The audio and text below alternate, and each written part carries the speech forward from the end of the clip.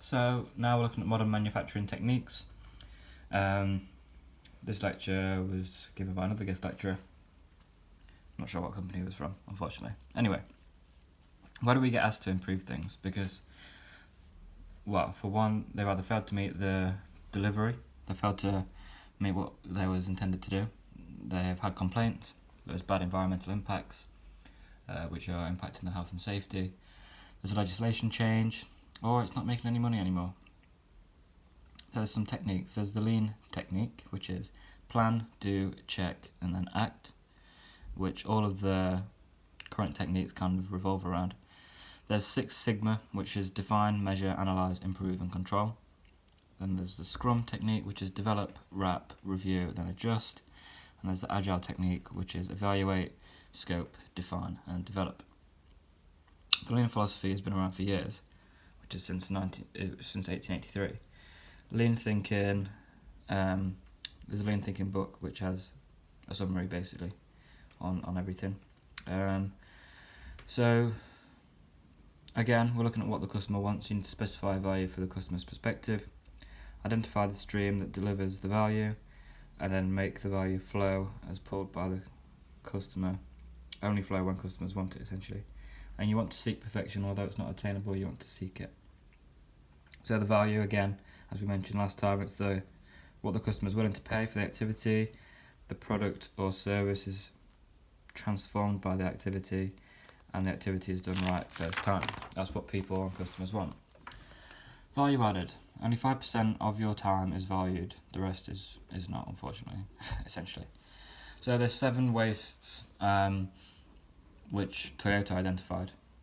This is overproduction, producing sooner or faster, in greater quantities than demanded. There's inventory, which is stocks that aren't moving. There's waiting for parts and stuff, or just waiting for a specific process to finish. There's transport, which is unnecessary movement between the processes. It's good to have everything all in one place and then send it straight to the shelves.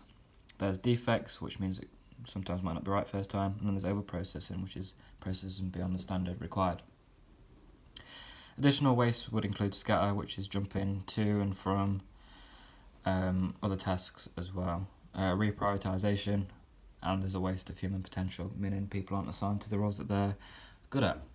So there's a value stream, which is a system lead time, which is the amount of time from start to end of a production, which is usually quite long. And then there's a processing time, which unfortunately is quite small, and we obviously would rather have short times for both. So the flow, there's a bad ratio. Well, a bad ratio is that there's a small ratio of process time to system lead time, because you need to, as I mentioned earlier, we'd rather a small system lead time and a small processing time if possible. So we need to prioritise manufacturing processes that will reduce this time. For example, one way in, one way out processes where there's only one route available. So the product info quickly moves on and continuously through the system, but problems obviously must be dealt with along the way. So there's the pull, make one, move one, essentially, technique to reduce potential problems. Moving less parts means that there's a decrease in risk. And as I said, you need to aim for perfection by making small improvements and work through the biggest problem to the smallest one.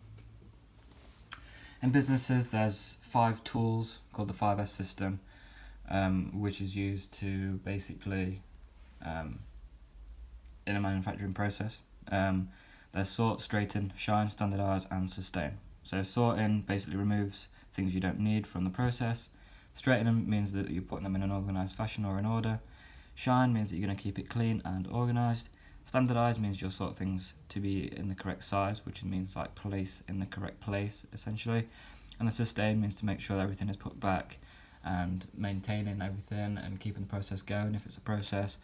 And these will come up with some challenges. So it's pretty simple, this lecture. There's just a few tools that you need to remember.